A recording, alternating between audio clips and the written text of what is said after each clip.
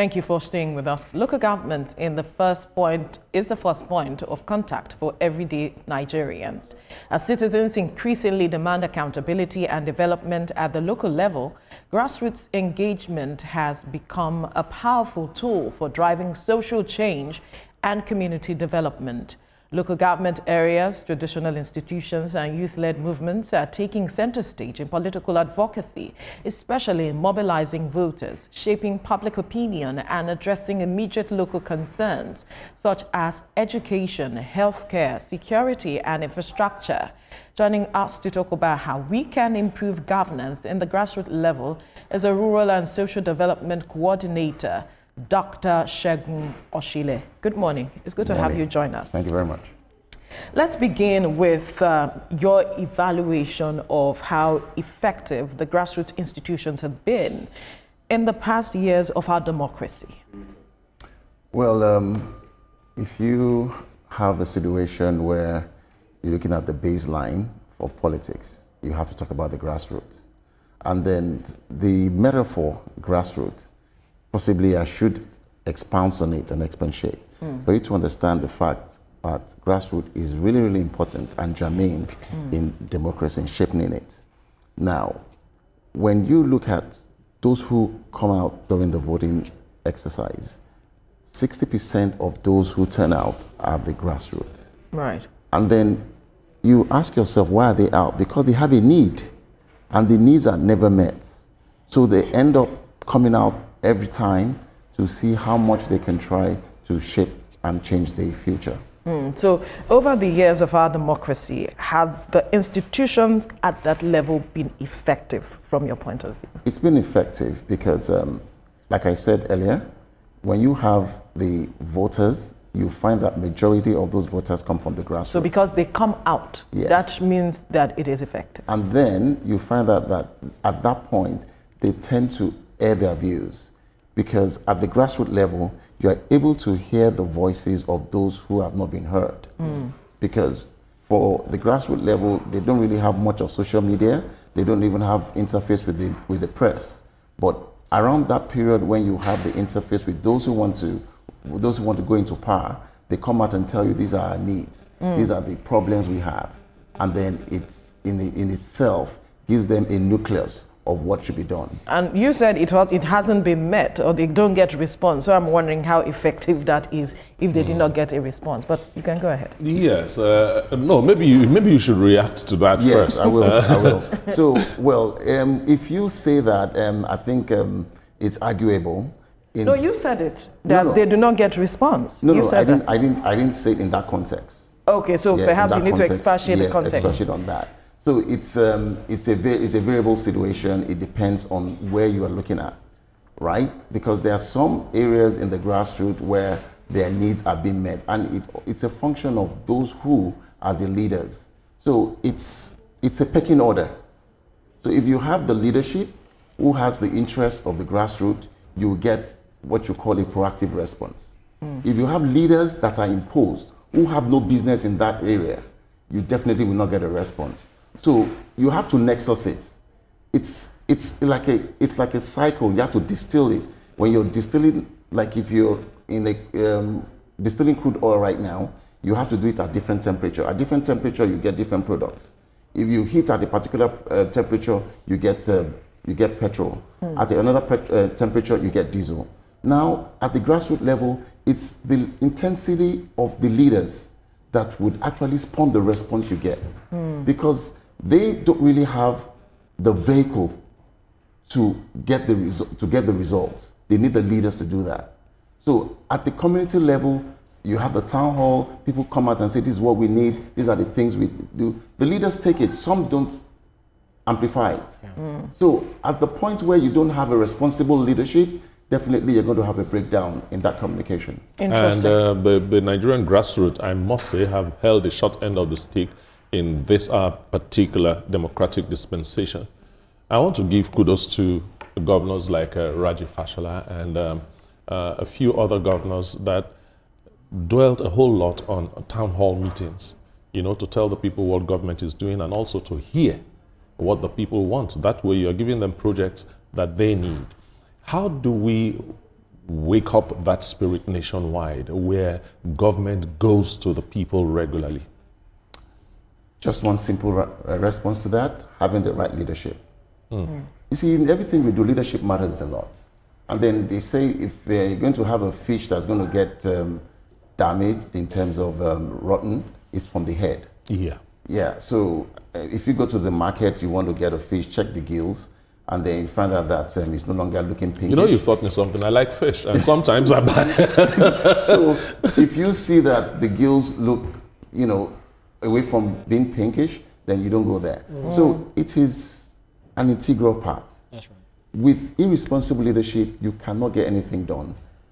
And the only answer and solution to this, there's no shortcut to it. You must have leaders who are entrenched in that locality, who understand the terrain, who understand the needs of the people, who can navigate and knock at a community door, and people can come out and say, yes, we understand what you want, and we respect you, you're part of us.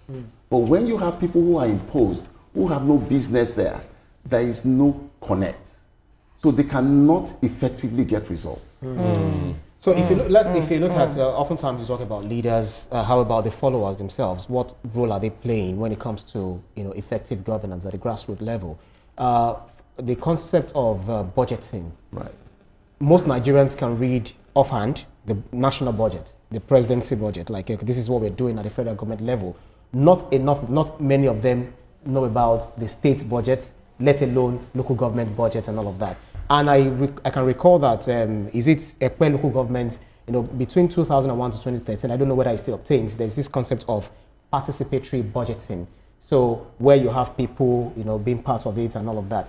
How do you think this had been implemented by local governments across the nation and, in entrenching accountability and responsibility of people in government?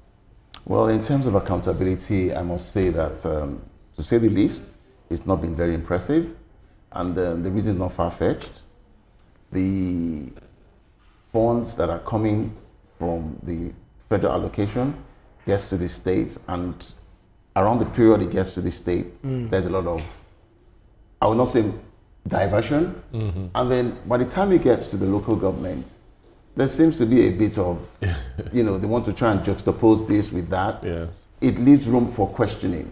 And then because they have to give some level of, animosity as to what happened to this amount. So you don't have that level of transparency when people come out and tell you that 300 million was allocated to this local government, 20 million goes on healthcare, another 20 million goes on education, and then this is the budget for. So, and then I think to an extent, the grassroots should have that level of making their leaders accountable by asking questions. But again, when you ask those questions and they're not answered, what is your relief? What do you do? What do you do? And that's a place I'd like to go, for instance, when holding leaders to account, how they can do that. It's supposed to be participatory. You go to these people, you speak with them, they tell you what they want. But when the time comes, you become distant from them, and then they can't hold you to account on anything. Is there something the people can do? That's on the one hand. On the other hand, we've been mouthing local government autonomy. We've been looking at how to, we even took the matter to the court, and the Supreme Court ruled on it. But we are where we are. It seems like the governors are still saying we will do things our own way. Can we really have this autonomy that we've been talking about? And how is it possible for the people to impose themselves on the decisions of these governors who are not seemingly allowing these people what should be done? Because government is about, or governance, democracy that we practice, is about the people in the first place. So your first question, I would tell you that when you have a situation where your leaders are now accountable, there's a provision of the law where you can either sign a petition and have him recalled. But that has not been effectively implemented in this dispensation, only done for selfish reasons. But it is the norm. The Constitution allows it. When you get to a point where you vote people into power and they're not accountable, they're not doing what is expected of them to do, you could come and aggregate and sign a petition. But you know the process, how cumbersome it is. Well, we just need to, somebody has to build the cart. Somebody has to build the cart. I mean, we saw something that looked like a shadow callback for Natasha in Kogi State. And I mean, with that response, as well. Yeah, and with that response, she had to do, you know, a quick response to say, look, I'm on ground and all of that. I mean, that in itself balanced the equation. Because even at some point, people felt it was not a genuine, you know, petition. Right. But she had to come back to her constituency, and you saw the turnout. And it looks like, okay, fine. Seems like there's a balance. She has the popularity support. Right. So for me, I think we just need to ensure that we exercise our rights. All right, before we go back to the second question of local government autonomy, we need to quickly go on a break. When we return, we'll continue our conversation in the studio. Stay with us. Thank you for staying with us. Before we went on the break, we were speaking with our guest, Rural and Social Development Coordinator, Dr. Segun Oshile. He's still here with us in the studio. And before we went on the break, we were talking about local government autonomy because there seems to be some situation that a lot of Nigerians are not understanding. We haven't seen full implementation of that. And questions are being asked because the Supreme Court had made pronouncement on it. But it seems that the governors are still standing in the way of this materializing at the end of the day. What do you think is really happening? Well, let me take Lagos as a case study. Currently, Lagos has 20 local governments and 37 LCDA. So I think there still seems to be a bit of convolution as to if the funds come in directly from the federal allocation to the local government, what happens to the 37 LCDAs? So I think it's imperative that the states, possibly at the rep level, is trying to ensure that they pass a bill to grant the 37 LCDA the status of a local government. For the other states, I guess the president, who I know is well experienced, would have a better assessment and then. But how are they managing their funds in the first place? Can the state government take care of the LCDs without touching the funds meant for the 20 local governments? That would be a violation of the Supreme Court's judgments. Really? Yes. Okay, other states do not have LCDAs. You know, at least I know that my state doesn't have LCDAs, and yet there's still this stranglehold of the state government on local governments. I used to see a situation where you see this project going on in one village and they say, that's a local government project. And that's not happening anymore, you know. Give us an idea of what we have lost as a country for not allowing the local government system to work the way it should work, and how it has affected politicking and politics in the grassroots level. Well, that's a big question. I will tell you that in the 60s, 80% of the population was generating money from the rural area. And that accounted for about 75% of Nigeria's GDP. And that was earnings from cocoa, palm oil, cashew, and all of that. And then even the discovery of oil is from the rural area and still goes back to the grassroots. I honestly, I want to be very objective on this. And I think it is very, very imperative that we try to revamp the system. In revamping the system, I still go back to the issue of leadership. Because given the community as a whole, you need somebody to represent you. And then when you have poor representation, you definitely will be stifled, malnourished in terms of growth, and impoverished in terms of development. So I will still say it, and I want to be succinct on it and clear, that we have to get it right in terms of leadership. Because whatever we're doing, we still have to have somebody to represent in terms of our demands. And then if the leadership is not doing that, we definitely will be in stagnation in terms of growth and development at the local level. Annoying part is that campaigns come, we go to the grassroots. Yeah. All right? Why would we go to the grassroots when the grassroots is being stifled, you know, from having the dividends of democracy? I think that phrase is now a cliche. That's right. Dividends of democracy. We hear it a lot at the grassroots level, and yet we do not see a lot of action going on around the grassroots level until we have campaigns going on. So on that part, I would say the grassroots, they need a high level of sensitization. And this sensitization would come from either the leaders at the House of Assembly or the traditional institutions. Right? I know I've met with a lot of traditional rulers, and then this has been a concern to me because they seem to be in a very good space with the people at the grassroots in terms of their day-to-day problems.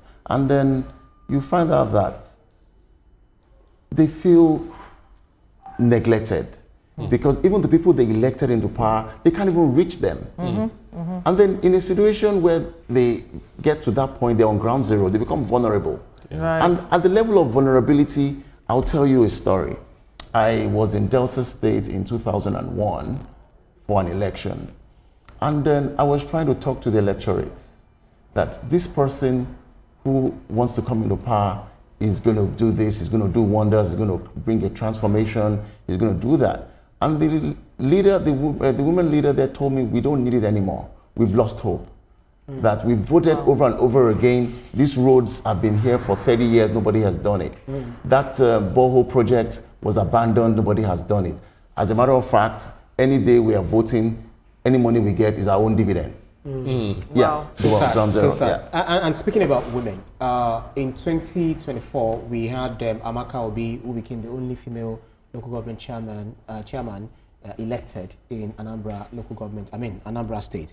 And then we also have in Lagos here, I can remember as a Kosiketu there, Samiat Bada. We also have a lady who is in Apapa. So, but how do we place gender representation? That's for the female folk.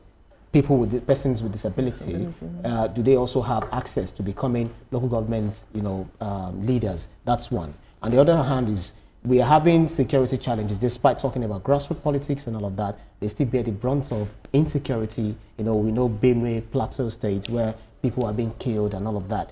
How do we place, this just two, fused into one for you?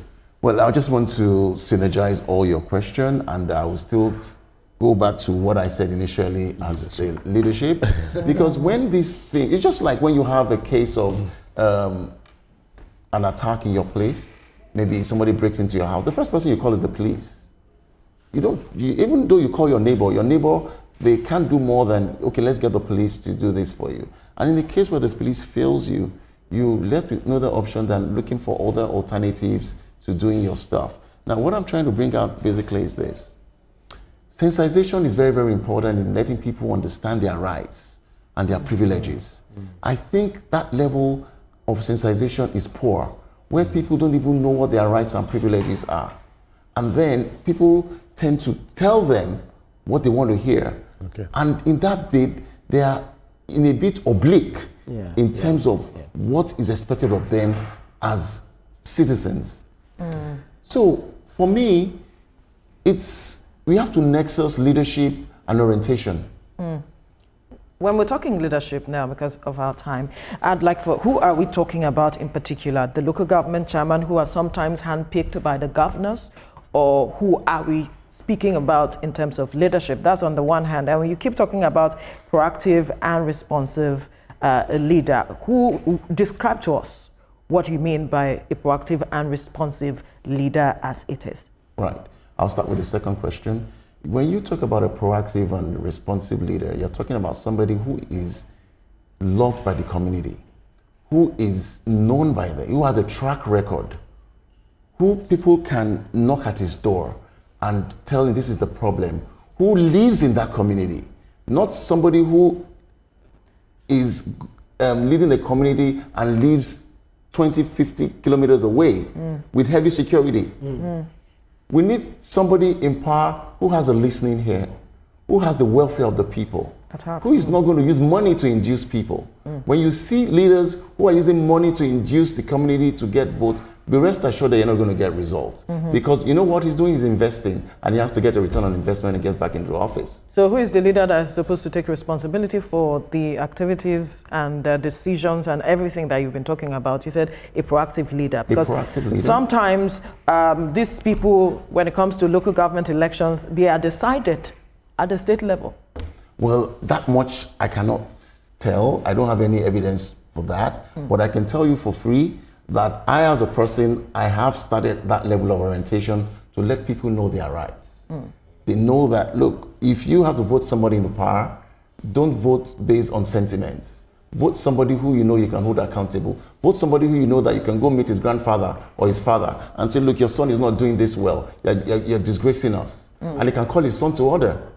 But you don't vote for somebody who comes to rent a property in an area because he wants to get a political office. And then when the chips are down, he runs away. Nobody knows where to track him to. But if you vote somebody in power who is community entrenched, and you can always say, look, I know his father, I know his mom. That's the way we grew up. When things go wrong, you say, look, I know you, don't run away. I'm going to go to your house, I'm going to go to your... And the fear of them telling your parents, you want to... How many of them are still afraid of their parents? But do you not think it goes beyond the local government chairman? We didn't talk about councillors. We didn't talk about the legislative arms of local government. It looks like they are just there because by the time they get into office, all of them run to Abuja.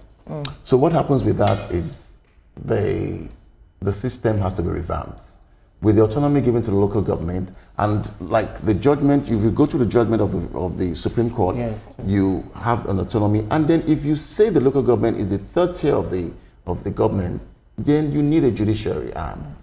So for every tier of the government, you have the executive, you have the legislative, and you have the judiciary. But right now, we only have the executive and the legislative. So if we have that judiciary arm, we complete a tier of the government. For the councillors, I think, and I discussed with some people, I think the government needs to have a reform. A reform in the sense that you need to have an orientation like a course. If you intend to be in politics or in governance, you have to have maybe a 6-month course at a strategic school where you have an insight as to what is to be done as a leader. Because a lot of people just pick up forms, they want to go in because somebody is pushing them and somebody is bankrolling it, and then it looks more like a business. But they have no idea of what government is all about. Yeah, but they go for retreats. You know that. No, that is not what they need. I think beyond you bringing your voter's card or your membership card, you must come with a certificate that you have been tutored. You have gone through what you call the norms of governance. And then that in itself will shape you for the future. Unfortunately, our time is up. So much has been said and so much still left to be said. But thank you, Rural and Social Development Coordinator, Dr. Segun Oshile, for your time on the program. Oshile. Thank you very much. For your time on the program.